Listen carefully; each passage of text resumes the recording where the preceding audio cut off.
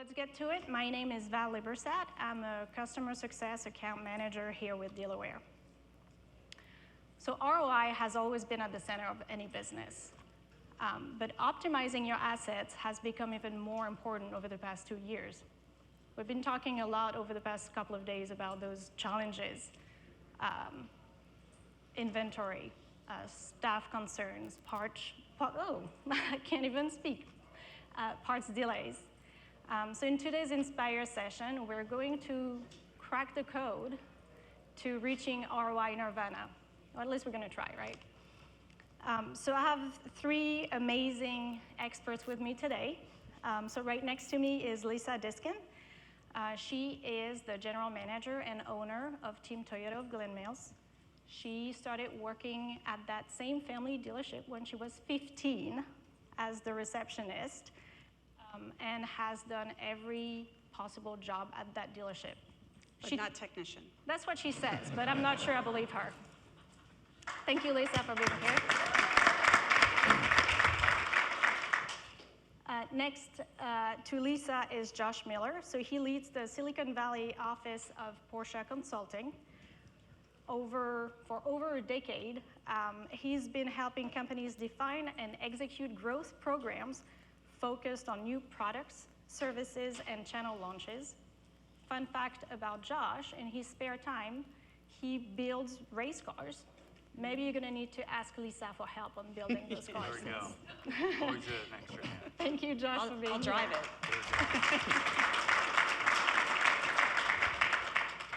And last but not least, Eldric Brown. He is the Fix Ops Director at Jaguar and Rover of North Atlanta. Just like Lisa, he started getting the dealership vibe early on in his career and started working as a valet during his college years at a BMW dealership. He's also worked his way up to any job at the dealership until reaching Jaguar and Rover of North Atlanta. Thank you so much for being here. Thank you.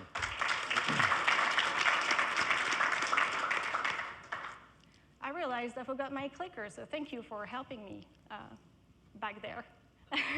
Thank you, Matt.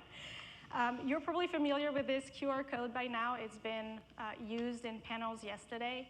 So same thing as yesterday, there will be time for QR code, for Q&A. So at the end of the session, but if you prefer to use the QR code, just scan it and I'll read your question at the end. Through this discussion, you should leave with 3 main takeaways. Understand all the factors that contribute to your fleet value and health. Learn to do more with less, and understand the potential that new programs can have on your fleet growth and profitability. So I'd like to start by setting that foundation on fleet value. The first thought that comes to mind is that $40,000, $60,000, $80,000 initial investment. But there's a lot more that define fleet value than just those metrics. Lisa, as a dealership owner, can you tell us about all the factors that contribute to that fleet value and what comes into play? Well, there's a lot, obviously. The main thing first is you have to have the right mix of models, different segments. A lot of dealers, I think, make the mistake of putting the cheapest vehicle into rental because of the monthly bill that they get for the expense, the depreciation, and the insurance on the fleet. But in our case, we actually, someone pays for every car, so we don't give them, they're not courtesy cars, they're not loaner cars, it's actually a profit center. So either service pays for the car, or warranty pays for the car, or the customer, or the insurance. So rental has its own department. So it's very important that you think of the future, because you're going to make most of your profit when you sell that vehicle after you're done using it in the rental department. So you don't necessarily need to have, well, you don't want to have, in my case, all Camrys and Corollas, because those vehicles are not going to get me thousands of dollars when I sell it to the used car department, because the used car department buys the vehicle just like they would any other vehicle at the auction. You use MMR or you can use vAuto, either way. So you want to make sure that you have the right mix, because you don't want to lose money every month. You kind of want to break even on your rental billings versus your cost, but you want to make that big dollars when you do sell it at the end of the rental period. Absolutely.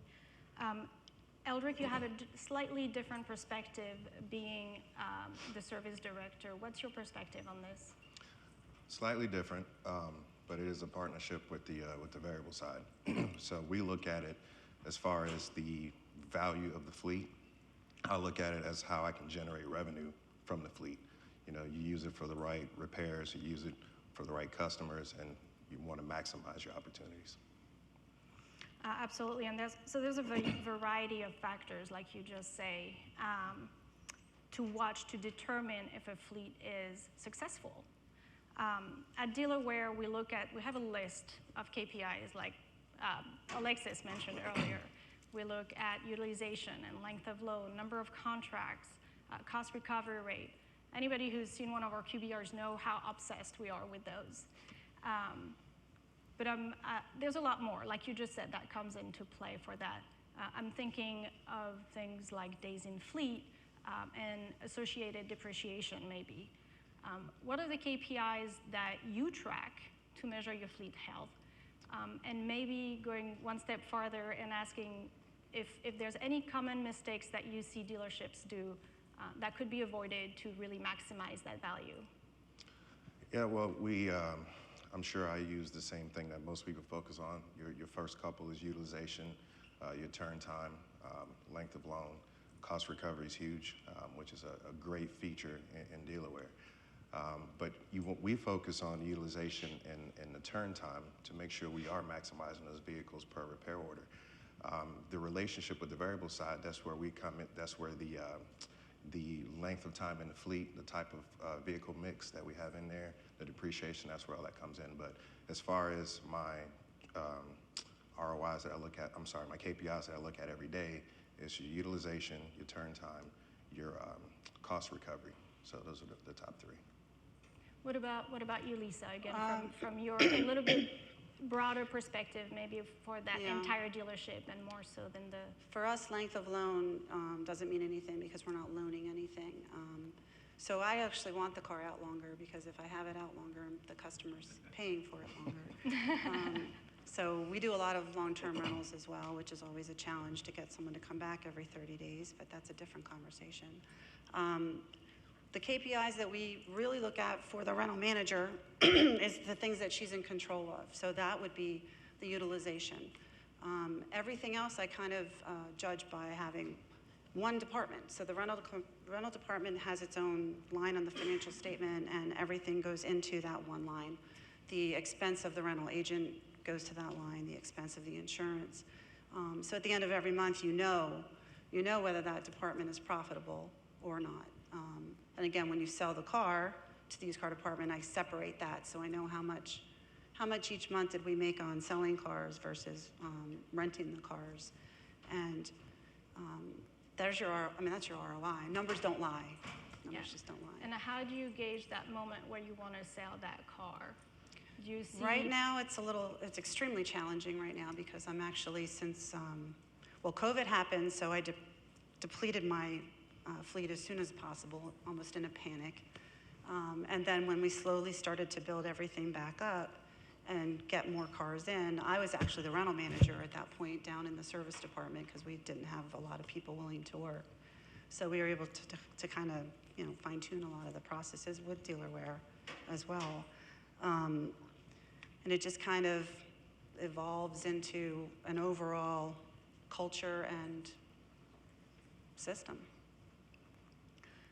So what we just talked about, what to watch to gauge that fleet health, so utilization and so on that are crucial for fleet's health.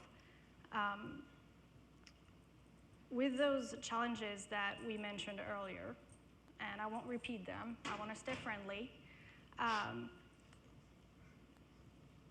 fleet managers are forced to work with reduced inventory and staff, making things even more challenges. So Josh, looking at you this time from that OEM lens that you have, what's your perspective on successfully doing more with less? Does it all come down to running a tight ship? and watching those KPIs we just talked about? Or is there some level of thinking outside the box as well? Yeah, I think it's a bit of a mix of both. So when we look particularly in recent times with constrained fleet volumes, limited vehicles that we have access to, there is of course the how do we optimize A, utilization, but B, ensure that we're serving as many customers as we can. And some of that comes to how do we shorten the average days that vehicle is out.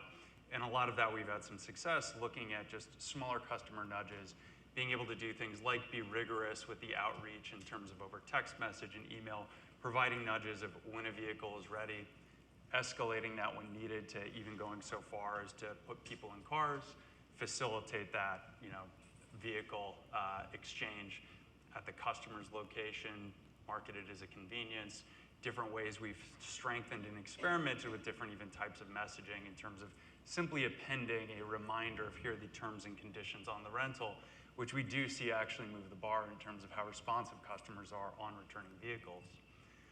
Looking at analogous industries, we've seen similar within medical as an example, being able to reduce missed and canceled appointments and follow-ups by about 40% just by improving communications, using channels like the ones built into Dealerware, with being able to both dispatch messages and even go so far as automate some of that. So on our side, we see there's a lot of opportunity to kind of manage customer behavior in ways that provide a convenience to them, as well as be able to provide some value to them and be able to get those vehicles back to us faster. The other side of it is really just managing it tighter in terms of looking at if we have vehicles that are out for a longer duration, being able to target those, see if we're waiting on parts, something like that, do some of those direct interventions to be able to get that vehicle back. Absolutely, and that's where the bridge between the people and the technology that can enable this automation really comes into play. Josh, I'm curious to hear your thoughts about it. Not Josh, Eldric, I'm sorry, you're looking at me. Curious to hear your thoughts about it. We've, like everybody else, we've certainly have had to become more creative and think outside the box. For us, like you said, it starts with managing your fleet tighter, making sure you know where every vehicle is. On our side, we look at length alone because it tells you more about your business. Why is one person's length alone way higher than the next person? Is it parts? Is it poor management of the fleet? But we, going into the pandemic, of course, our fleet got depleted some.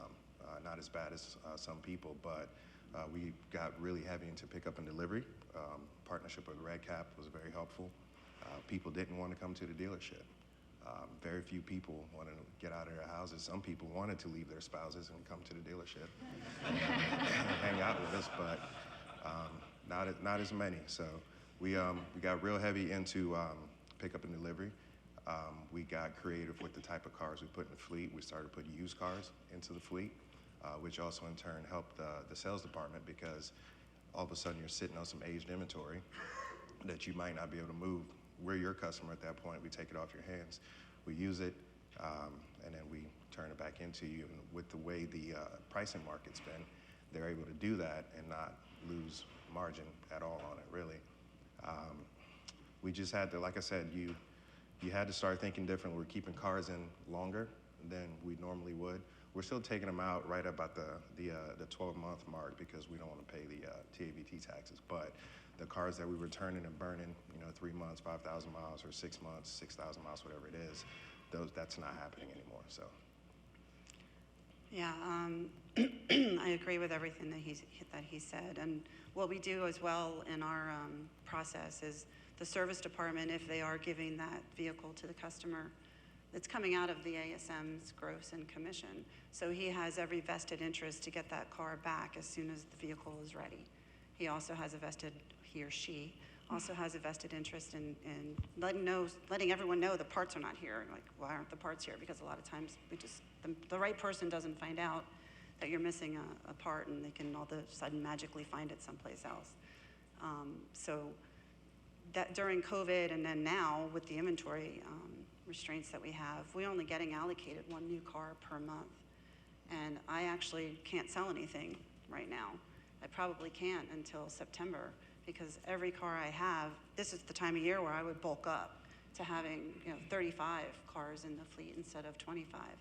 And I can't order them and have them arrive at the right time this year, so I have to kind of keep them every year, every week, or sorry, every month when I get more in, I have to keep the older ones too, which is why it's important that we have Dealerware's process that we do that allows the rental agent to choose the car with the least amount of miles, because you want to spread, it's not just utilization of the vehicle, it's utilization and spreading out the mileage on the fleet itself, so that you don't have one Tacoma with 20,000 miles on it and another Tacoma that you had almost as long with only 5,000 miles on it.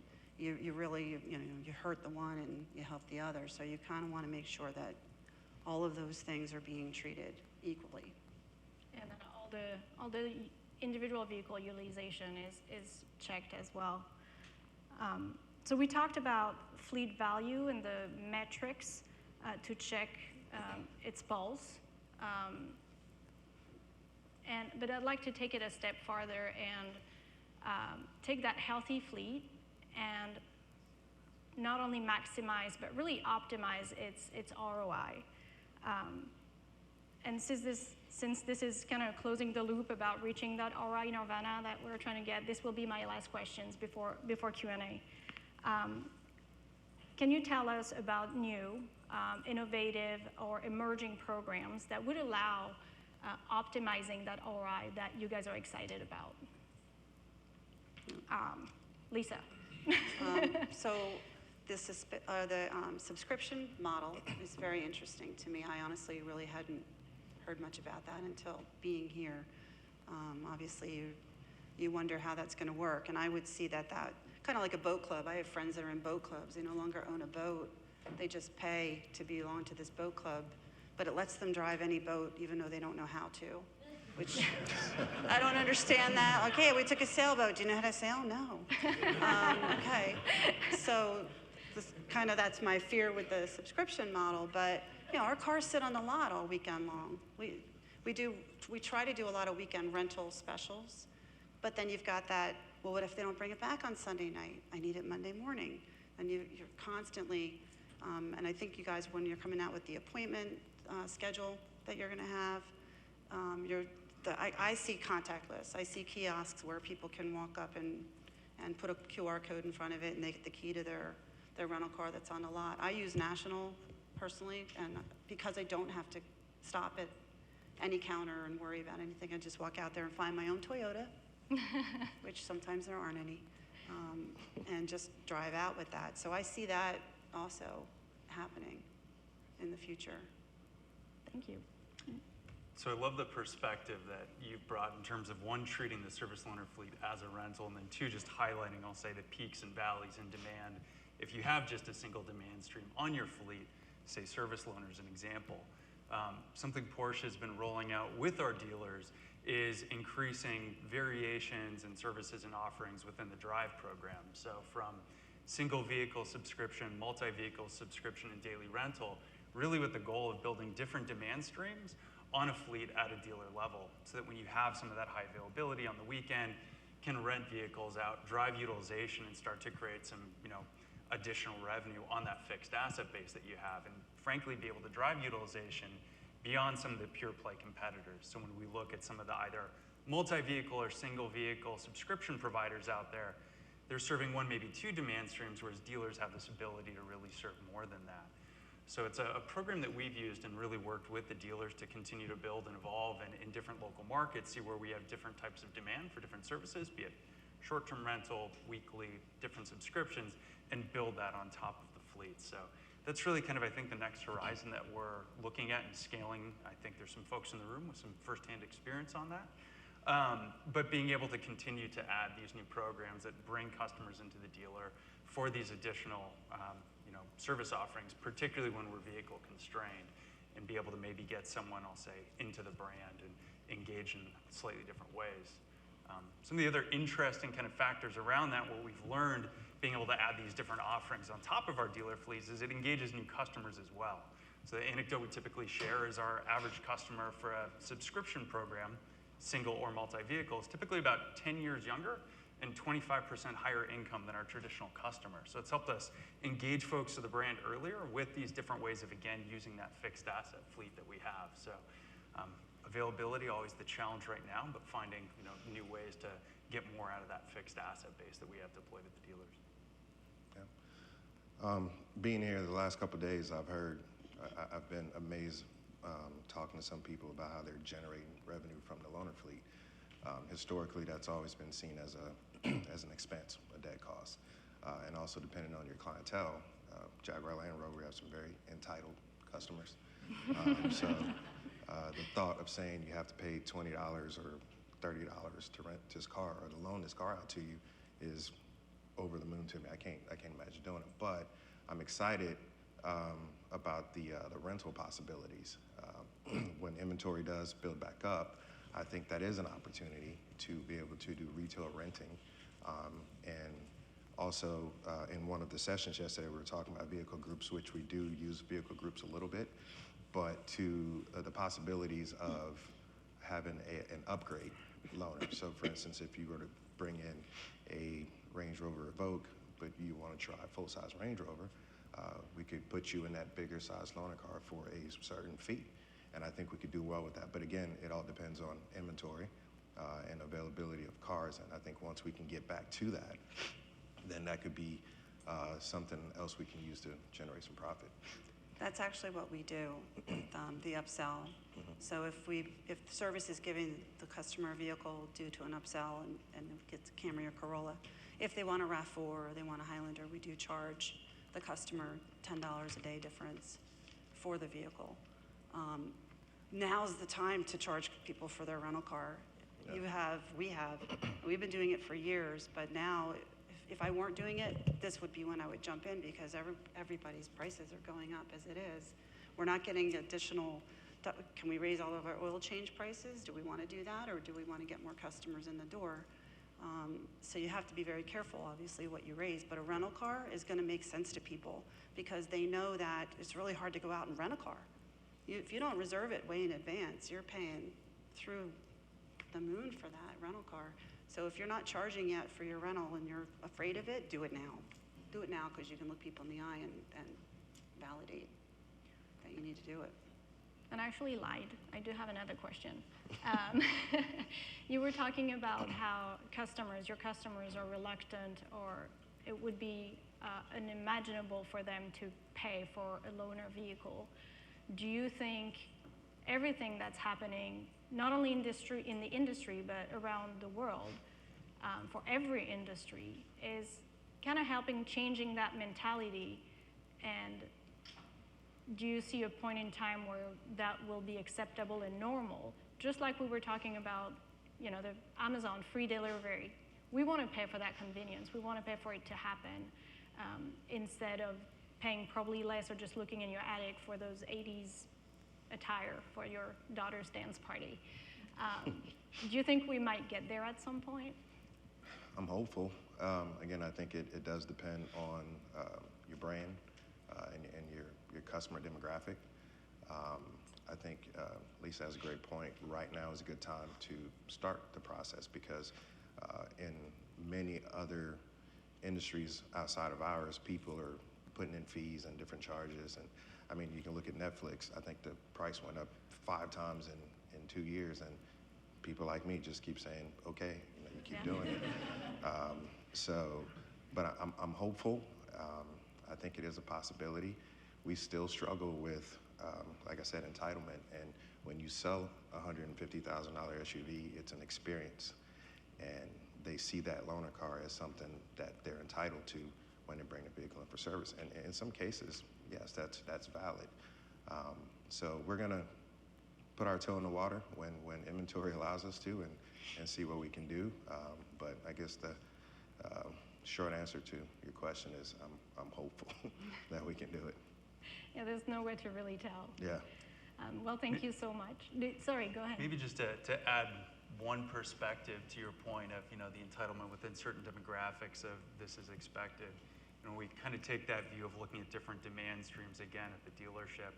From the OEM perspective, one of the big levers that we think rental at the dealership unlocks is also being able to get people into new types of vehicles. So I think a lot of discussion over the last couple of days on EV, and one of the big levers that we see is how can we get more EVs into the fleet, not just on the service loaner side, but being able to unlock things like extended rental or rent to own. And we've seen, pretty extensively that once folks have a chance to actually experience new platforms like EVs, some of the anxiety they have about charging infrastructure goes away and the barriers to sale are significantly reduced. So programs like that I know we're actively exploring, and I know some other OEMs have started to examine as we start making these bigger and bigger bets towards EV, and we still need to get some consumers kind of over that hurdle. There's additional kind of value to some of those fleet options to A, drive some near-term revenue, and B, be able to close on that traditional lease and sale as well. Absolutely. Lisa, did you want to add anything? I don't want to cut anybody off. Yeah, again. the only thing I would add is when you do start to charge the customer, it's all about giving them choices and options. So when we started to do this, we also went on Red Cap's Shuttle on Demand. I don't know how many of you guys have that, where you can call a Lyft car from a dashboard, and then you send them a link that they click on later to get back to the store to pick up their car. It averages us about $18 per trip. So by offering that choice, instead of a shuttle where they have to stand there and wait for the shuttle to be full, and then of course everyone in the shuttle wants to be the first person dropped off at work because they have to get there faster than the other 6 people in the van with them. So you offer that. So it's all about word tracks. It's all about setting the right expectation. If you have a BDC, you kind of start the conversation there. People just appreciate the transparency. And we're in a very affluent area. If Lexus was in my PMA, I would probably never sell a Toyota. Mercedes is the 4th highest registration in my PMA, but it didn't have anyone push back because we gave choices. Here's your choices. And then we also do retail rental as well with vacations and things like that. And obviously that's a higher rate than what we charge internally to the service department. So there's all different kinds of ways of accomplishing, turning your rental department into it's a profit center, it's not an expense. And for years it was a huge expense. I mean, it just came out of everybody's pocket. So now if you think about it, even if you're only making $7,000 a month, but you're not losing $25,000 anymore, then the swing is higher than that. So I encourage you to go for it. Thank you so much. We'll now open for Q&A. The mic has moved. It was in the middle yesterday. I now see it over there. So if you have any question, please walk over there while I check if there was any questions submitted.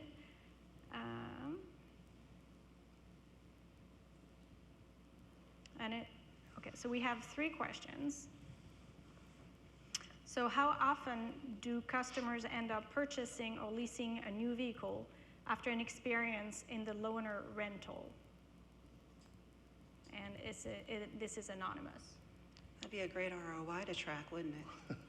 Yeah. 'Cause I have no idea. I think it's hard to track it, but it does happen.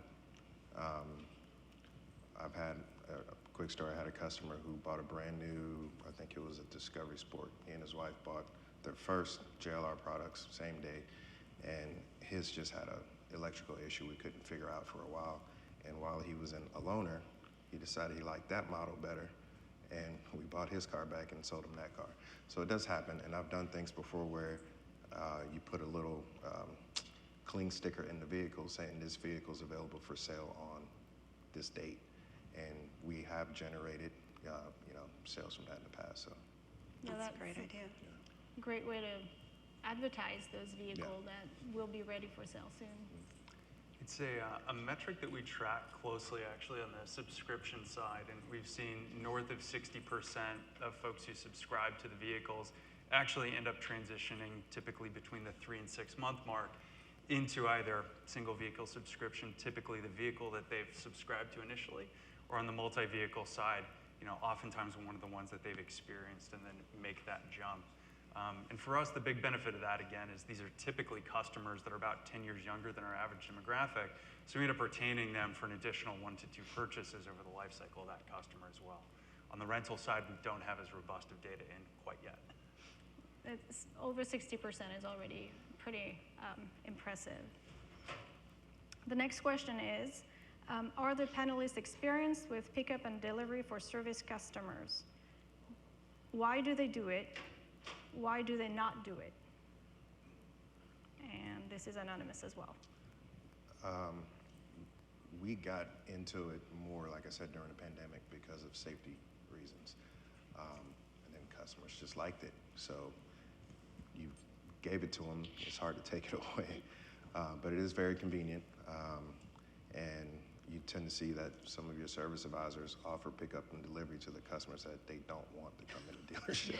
So again, And another everyone knows who expense. they are. Yeah, exactly. So another expense you have to manage, but it's the new way of doing business. You know, I tell my employees all the time, we're not just competing with other car dealerships, you're competing with other shopping experiences, and you just gotta adapt and go for it.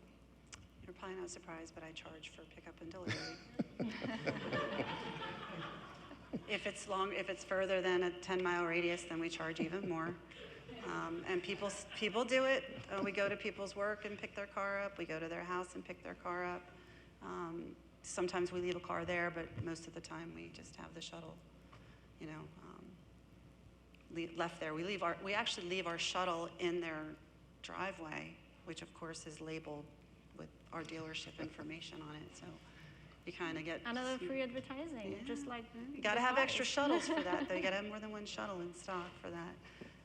And we charge $29.99. We started at, you know, you dip your toe in. Even with rental, we started at, you know, $15.99, and then 6 months later we raised it to $17.99.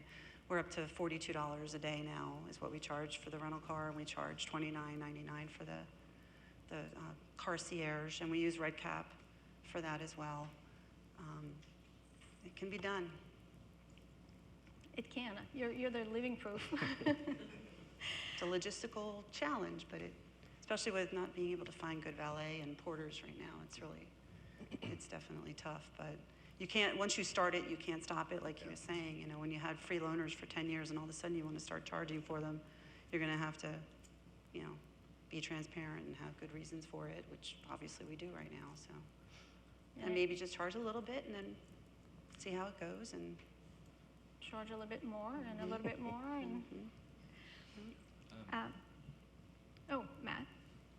I'm just curious, Lisa, if you could tell us a little bit. I was talking with David Zwick yesterday about the different Red Cap offerings, and I'm really curious about your experience with the shuttle and how that aligns with your brand deliveries for the customers.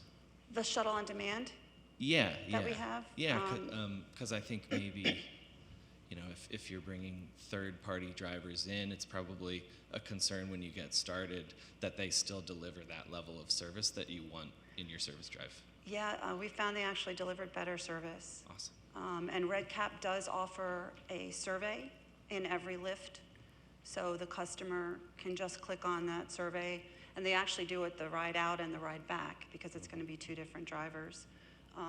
And the customer responses to those surveys come to me, and if I see that there's something negative, then I forward that to Red Cap, and they actually get with Lyft or whoever's involved in that. I've seen one or two drivers that have been banned from coming back, but other than that, I mean, really, it's very few and far between that I get any complaints about the Lyft driver. And again, it's a nice convenience. You leave it to the customer. You know, the word track is, do you want to wait for the next shuttle that leaves on every 45 minutes, or would you like to get us, have a lift come now? Because our demographics, average age is 65, so we all thought, this isn't going to work. Who's going to get? They're not going to get in a lift. They're not going to want that. I think last month we did 208 trips via Lyft, and it just climbs. So, you're welcome. There was a question yesterday about how to prioritize service customers versus retail rental customers. How are you managing that today, Lisa? Fly by the seat of your pants on that one right now. That's why I'm really excited about the reservation system that you guys are coming out with, because it's a very tedious process right now. So we use Time Highway for our service scheduler, so you can book a rental through there, but it doesn't pass anywhere, so it doesn't get pushed to any system. So they get an email. So I believe they might still be using like a whiteboard to write the email or to write the customer's name down and when they're supposed to be coming. And we're not afraid to call enterprise, honestly. You know, if the retail rental customer is coming in and they're at $55 a day or they're at $60 a day because they're renting a Highlander, and I have a service customer coming in that it's a courtesy car then I'll just call enterprise or Hertz and have them bring the car to that customer. It's going to cost me $35 a day for that, but at least I'm picking up the rental. So the retail rental, to answer your question, takes priority as long as I can still take care of the service customer. What you don't want to ever say is, I don't have a car for you. If they made a reservation for a car, you damn well better have a car, even if you have to go get it from somewhere else. When you do upsell a loaner, have you tracked if that was resulted in the sale of that sold model? Like I said, that'd be great to track. Yeah. I mean, you could get that out of our DMS somehow. If we could put that on the dashboard, that would be great. Because right now it's just word of mouth, you know. It's all about tracking those data and holding that tighter ship to be able to answer those questions, I guess. Yeah, I think if there was an option for when you do retire the vehicle in Dealerware to maybe put a reason, you know, either by time, miles sold, something like that, that might help. Yeah, that could be a way. See, thinking outside the box, we're falling back into all of what we talked about before, absolutely. Yeah. If you have questions about how to do that, you can ask us after this. We'll tell you. All those people with the Dealerware shirts. Is there any other question? That was the 4 questions that were submitted.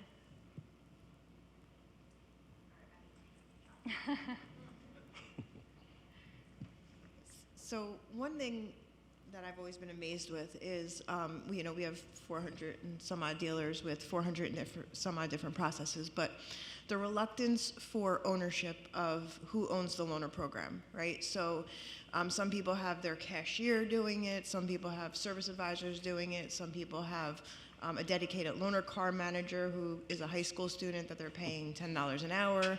And I always like to preface it that, think about inventory, right? If we have 100 loaner cars and we're our 3 Series and it's $40,000, that's $4 million in inventory that you have somebody managing. That shouldn't be a high school student. So with regards to reluctancies for ownership of the program, like what would be your advice to somebody who doesn't necessarily want to invest in someone to own this process and people and inventory and are just trying to kind of give it to somebody else in their spare time to manage? I would say invest in it. It's like you just listed it. It's millions and millions of dollars in inventory, and you can lose a lot of money if you don't manage it well. In my previous life, my old store, I had 5 or 6 people in my loaner department. We had 190 loaner cars at one point, so you have to manage it. My current fleet size right now is 75, 76, and I have a dedicated person. And people don't realize there's a lot of moving parts with loaner cars. You take one out, you put one in. We have trackers on ours, so you have to coordinate the trackers being installed. You have to do he pretty much lives at the tag office for the most part, so there's a lot of stuff to do. So it is highly worth it to have a dedicated team or a person that just handles that, in my opinion. I would sit down with your general manager or your dealer and ask them if they would prefer to have a rental car program over a loaner program, because that's the difference. A loaner program is 100% expense, so no one's going to manage it. No one's going to care to manage it. The ASM's going to leave it out for as many days as they want because it's not affecting them. So ask your dealer or your general manager if they want to make money in that department. And you can have them call me if you like, and I'll go through whatever you want me to do. We're starting to venture into the rental business, and we're not there yet because of COVID and stuff like that, but we're definitely starting to launch that off. But One thing that I did want to mention, because I know there was questions about, how do you turn a loaner into a sale?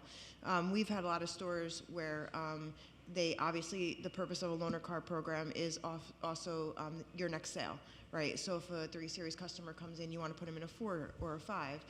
And then what some of our stores do is say, you can lease me for $450 a month, and so the customer's driving like, oh, this is great. My lease is up in a couple of months. Let me see, if I could really get into this car. So there are very creative ways when we had inventory to push customers into their next purchase, which I think is what a lot of loaner car, especially with the courtesy vehicles, some stores and dealers lose sight of, that this is also a sales tool as much as it is an after-sales tool.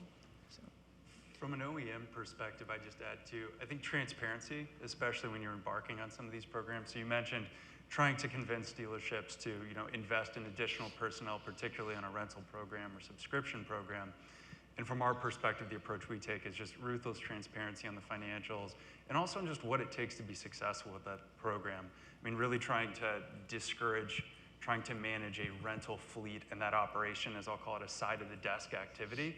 But just being clear on here's the type of activities, here's what it takes to be customer facing, here's how to get the most out of it, and then here's also how to track the program, your vehicle utilization, and maximize ROI from it. We'll build those costs in and kind of model out what that can look like for a specific dealer. And so far that typically has helped to be able to convince, okay, to sign up and commit to the program, here's kind of the FTE expectation that there would be, both from potentially current and new, and kind of build out that full picture of what it looks like. And then usually does become a bit of a crawl, walk, run in terms of building into a fleet size, starting with something nominal and then really growing from there on the back of success. Cool. And once inventory levels come back to normal, I guess, which according to JD Power will not be till 2024. Thank you very much. It's a beautiful thing. We see you there. What you want to think about then is how quickly can I turn this rental vehicle, not loaner, into a certified used, I don't know if you have certified used at your store or not, or into a used car sale, because the faster you can turn that rental car into a used car, now you're going to gain a service customer, and you probably get a trade.